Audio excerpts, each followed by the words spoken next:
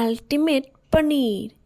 সেটা কিভাবে বানায় জানার জন্য অবশ্যই তোমাদেরকে ভিডিওটাকে শেষ পর্যন্ত দেখতে হবে। মটর, আলু, দারচিনি, তেজপাতা, লং, গোলমরিচ, এলাচ সব কিছু দিয়ে বয়েল করা হবে। লবণ দেওয়া হচ্ছে,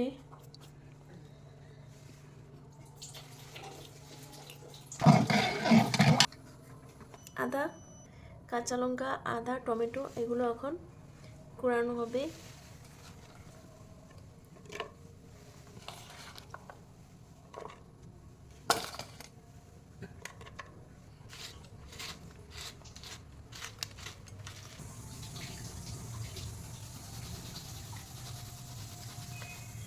এখানে সব কিছু কুড়ানো রাখা আছে। এখানে পনির, এখানে টমেটো, ক্যাপসিকাম, লাই পাতা, ধনে পাতা, এই সব কিছু দিয়ে হবে আজকে পনির। পনিরগুলো ভেজে নিয়েছে, এই দেখো কি দারুণ লাগছে দেখতে।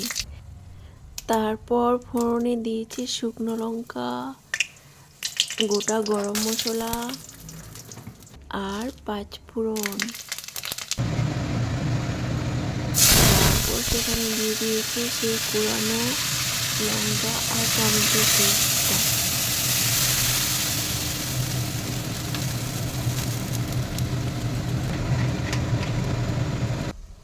কাঁচা লঙ্কা, তারপর দিয়ে দিয়েছে কিছু কাঁচা লঙ্কা, তারপর দিয়ে দিয়েছে হলুদ, আবার একটু হলুদ, তারপর ধনিয়া গুঁড়ো, আবার একটু ধনিয়া গুঁড়ো, তারপর জিরে গুঁড়ো, আবার একটু জিরে গুঁড়ো,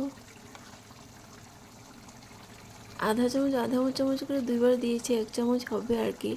তারপর শুকনো লঙ্কা গুঁড়ো,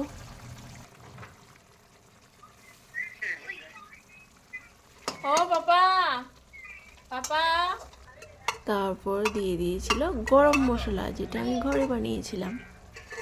তারপর সবগুলোকে দিয়ে একটু মিক্স করে তারপর দিয়ে দিয়েছিল সিদ্ধ করা মটর। তারপর দেখো টমেটোগুলোকে কিভাবে দিয়েছে, মনে হচ্ছে গার্নিশ করছে, মনে হচ্ছে যেভাবে দিচ্ছে সেভাবেই থাকবে।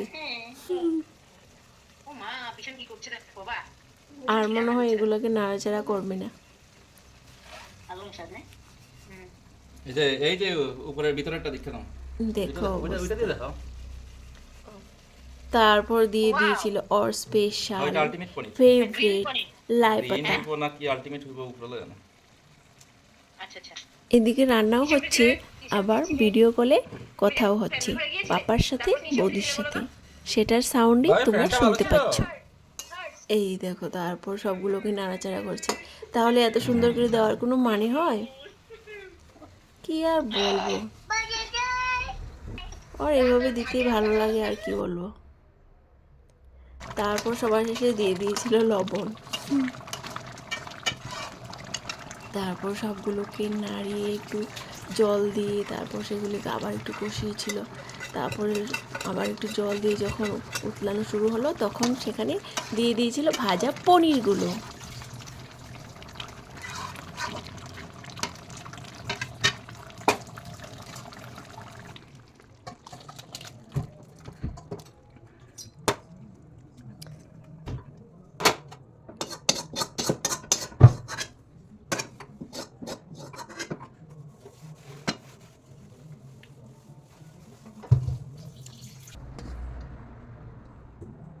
তারপর সবার শেষে ধনিয়া পাতা তো দিতেই হবে, এটাও হাজব্যান্ডের খুবই ফেভারিট, সব কিছুতে ধনিয়া পাতা দিতেই হবে।